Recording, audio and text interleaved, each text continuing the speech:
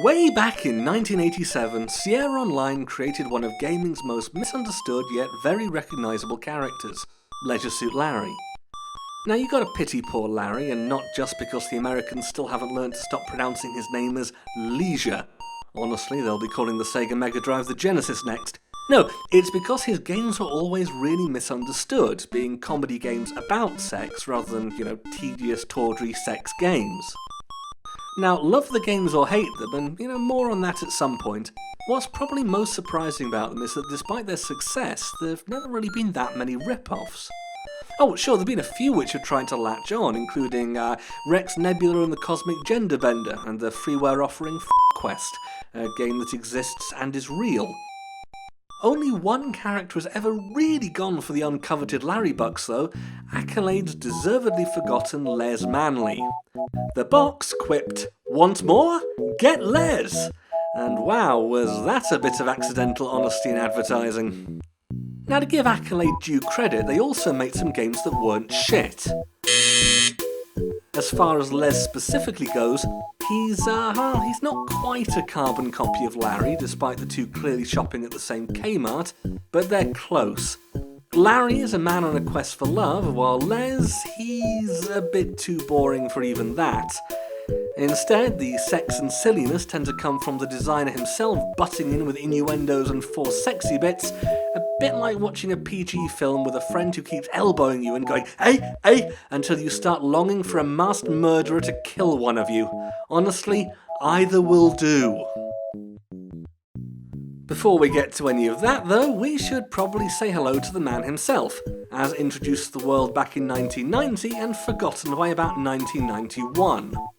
He's the nerd's nerd, working for a crappy TV network in an even crappier part of New York City, and mostly charged with manually rewinding videotapes. Kids, ask your parents, or use Wikipedia or something. Whatever you kids do these days except take selfies and listen to raps about buttocks. Anyway, the whole video rewinding tape is this game's funniest joke by far, but it wouldn't make for a particularly gripping adventure. So luckily he gets a chance to break out of that quite quickly when his bosses come up with an amazing idea, a ratings boosting stunt. Whoever can find the king will walk off with a cool $1 million. And since nobody will be able to do that, well, you see the genius at work here. Les decides to go find him during his lunch break, and that might sound a little bit ambitious, except that it's probably twice the amount of time it took to actually design this turkey.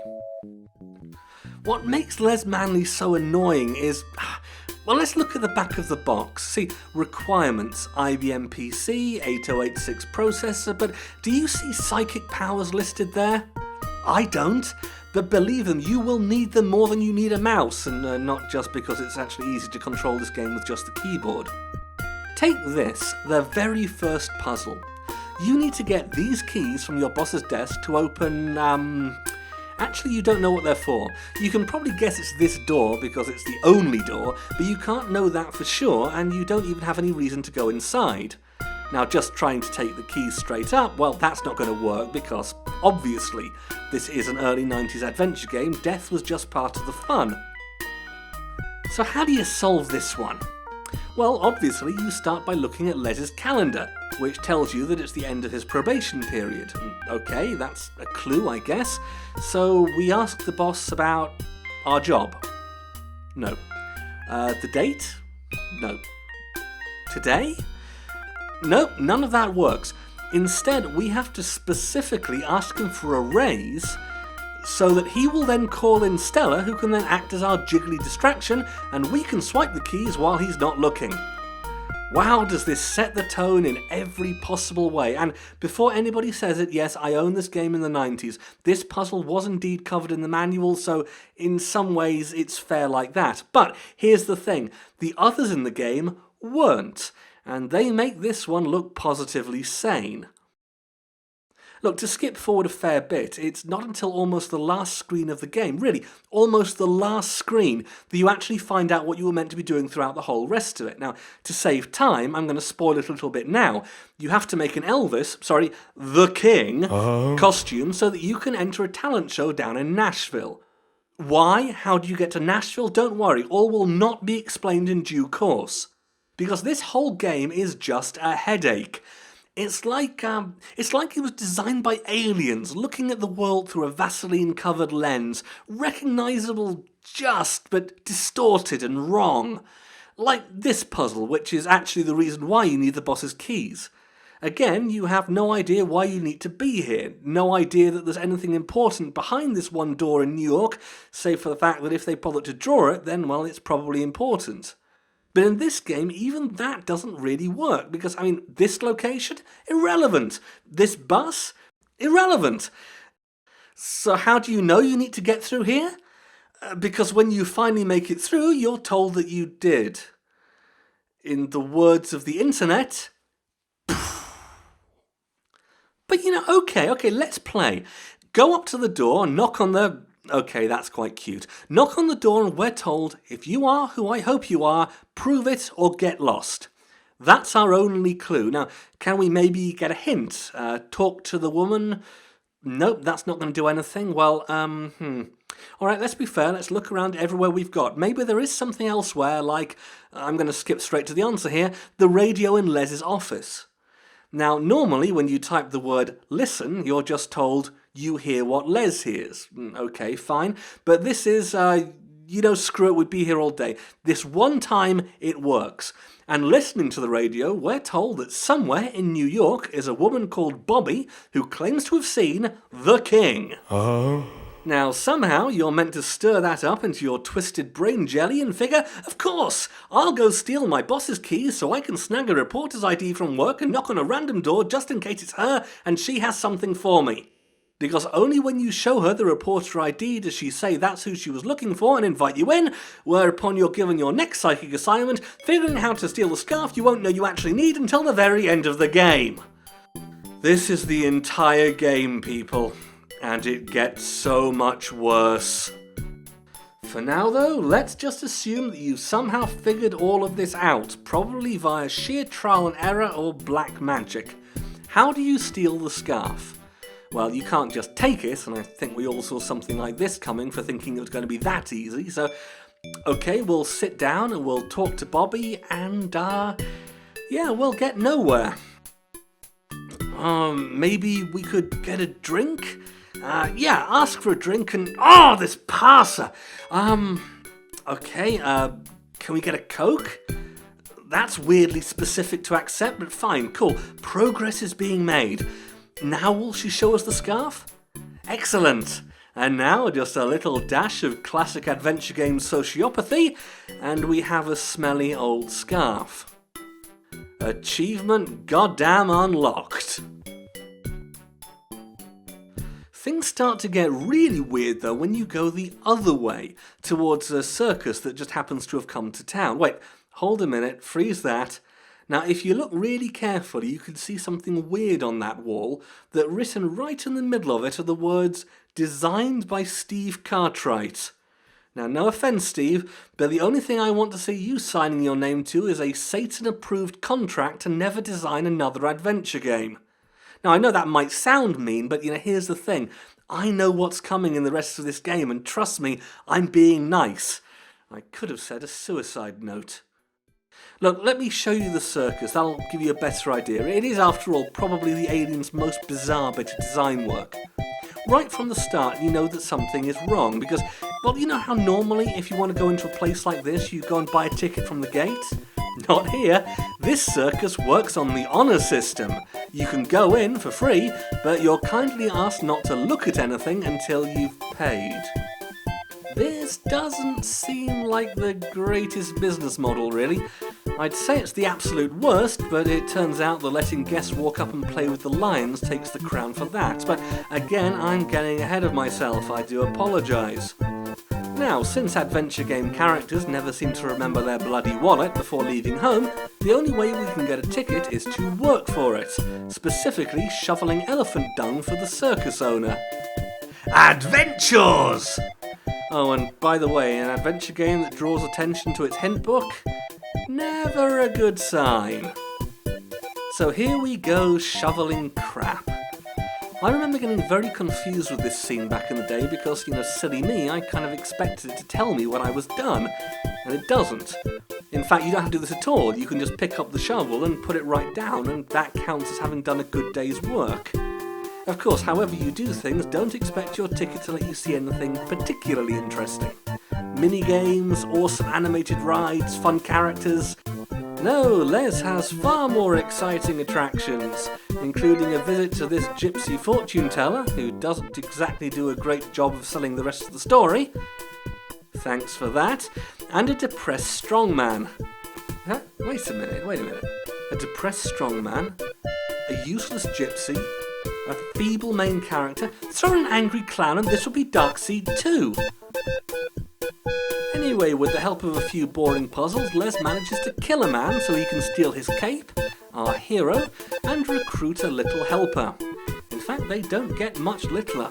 His name is Helmut Bean, he's the world's smallest man, and like the strong man, he's in a bit of a funk. How do you break him out of this funk?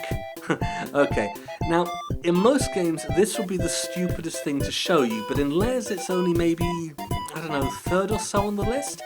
Because get this, the answer, and I swear I am not making this up, is that if you go back to your office building, there's a guard sleeping in the lobby. You then have to look at his dream. Yes, you physically look at his actual dream. Oh, and what horrible perverted things is he dreaming about?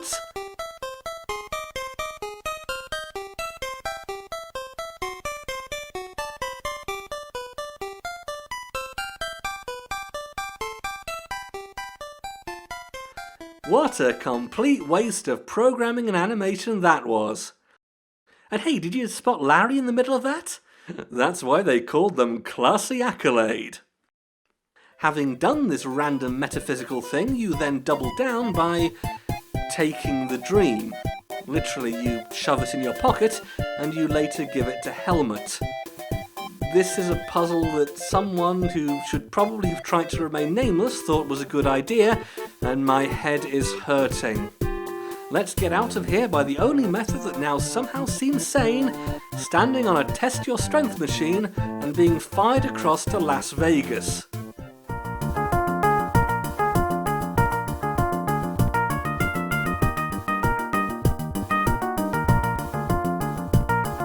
Still, Viva Las Vegas, right? This is going to be exciting. Well, it's not if you walk right, because if you do that, you end up trapped in an endless desert with only a pointless piece of fan service as compensation. Thank you, Steve, that was totally worth it. Alright, there is actually a way out of here. If you did your psychic trick and remember to fill a thermos of water back in New York, then you can survive this. Ah, life-giving water, nectar of the gods. Les can now feel strength and renewal flowing through him. And what's it let him do? Go left, where he should have gone in the first place, to the saddest version of Las Vegas ever committed to the screen. Look at this. Now, does anything about this tell you that this was beautifully rendered by people who can't possibly have gone within 100 miles of the place? At least if this was a Sierra adventure, there'd be some mini-game, some poker or blackjack or at least something. Here, though, there's not even a single slot machine to be seen, because who goes to Vegas for that kind of nonsense? No, you know what really draws people to the casinos? Dry cleaners. Because what happens in Vegas stays in Vegas, and they can fix it. I'm sure you'll be shocked to learn that not a whole lot happens here either, not least because we still don't have anything like a goal. Now, an excuse to draw another pretty lady provides a way of getting a pair of sunglasses, as well as the game's best death scene. I think we have to say this was, ouch, yet richly deserved. Your psychic powers are then put to their ultimate test, as you have to flip a sign that you can't actually see is there, or in fact read, to make a maid come into this hotel room to fix a bed that wasn't in need of making, so that you can go back and steal her skeleton key. This gives you access to a penthouse owned by a celebrity called Mr. Fabulous, and, the best thing about video is that you can see I'm not just making this shit up. Because without anything that can even generously be described as a good clue, you're expected to work out that if you tie a piece of floss to Helmut and put him down the drain of this room's bath, you'll find a decades-old dry cleaning ticket that you can hand in downstairs to be given the actual suit of the king. And that's Las Vegas. In a game about the king, that's all they could think to do with it. What a complete waste of a great location. Still, on the plus side, it does mean that the end of the game is approaching. Yes, really, you can finish this thing in about 40 minutes if you know what you're doing. It's time to randomly hitchhike to the third of this game's tourist traps, the world's largest ball of twine. Wait, sorry, carnival, tourist traps, egotistical sitter, sorry, forgot where I was for a moment. No, instead we find ourselves in the kingdom, which is absolutely not Graceland, because that's where Elvis lived, and we're not looking for Elvis, we're searching for the king. And now we're here, we're finally given that purpose of the entire game that we saw earlier. Yes, this entire game was about cosplay. Thank goodness this wasn't the search for Elvira. Anyway, the talent show goes about as well as you'd expect.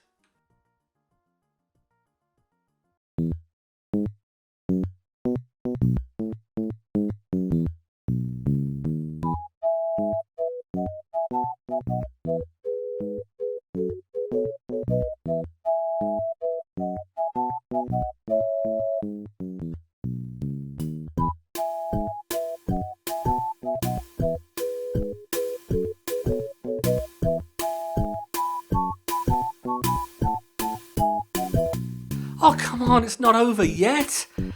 No, there's a little bit more to go, with Les allowed unsupervised access to the house of the king, so he can absolutely not steal everything that's not nailed down.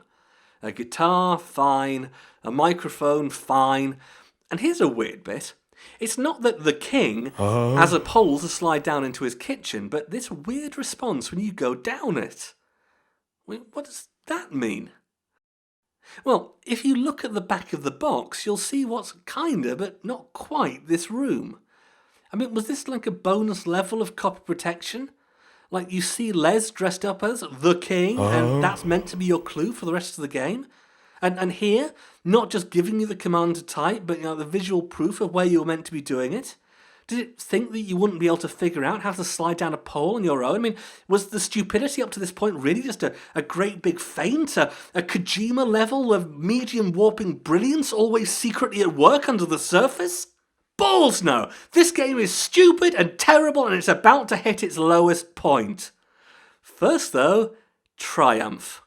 With his stolen gear and fastened up by the king's favourite sandwich, don't even ask, Les returns to the talent show to try his luck one more time. And you know what? I'm rooting for him. I'm pretty sure that this time things are going to go completely differently.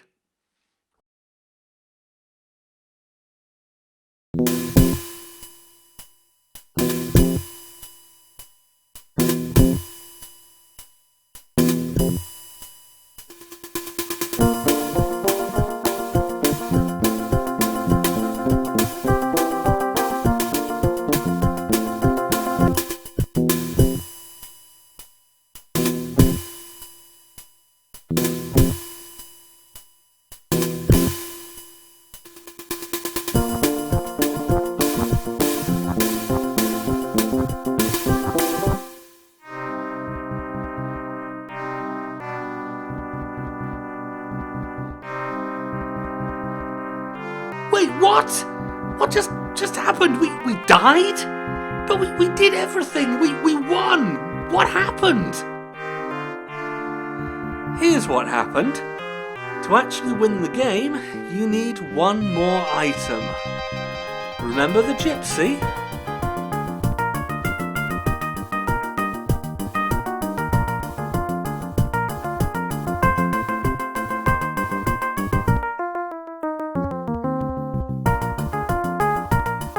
Now you do have to visit her in order to get the wax that Luigi needs for his moustache, and don't worry, it's a stupid puzzle.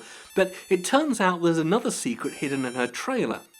Touch, or try to kiss her if you want, and she vanishes, allowing you to, and I am not making this up, I want you to open your eyes wide and start staring at the screen, to pet the stuffed lizard on her table.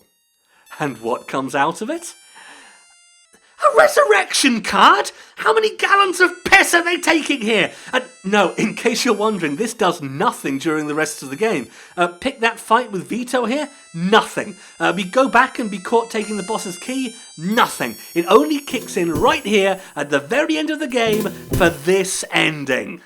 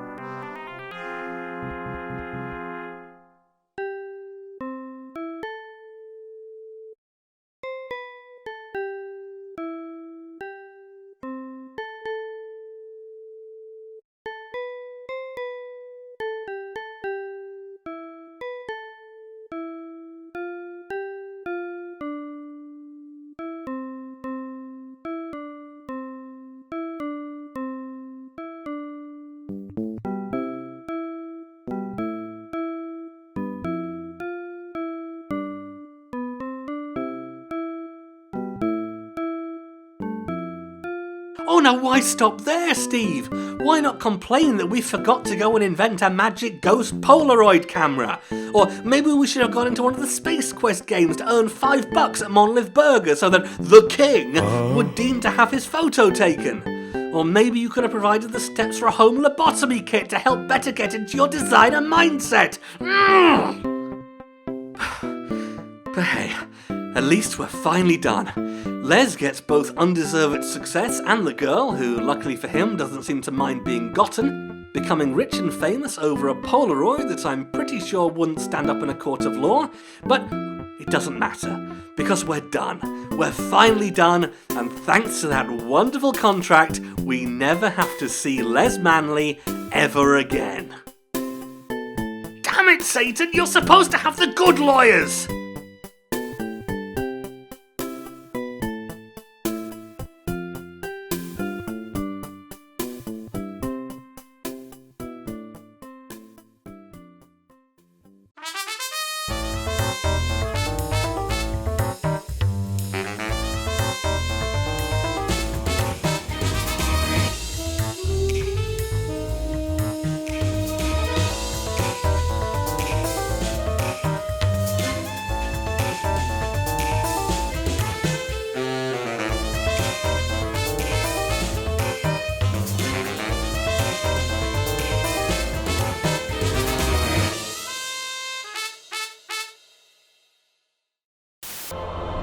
What cost? Take your hands off.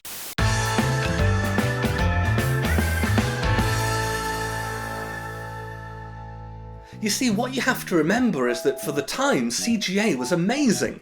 I mean, that's colour graphics adapter in an era of black and white screens and green and black screens and this sort of a higher resolution thing that even at the time was somewhat mockingly called Hercules. But for games it really wasn't that great. It meant that developers only really had two choices. Either their game was going to look like yellow and green moss growing on a stone, or it was going to look like a cyan and magenta post-nuclear winter wonderland.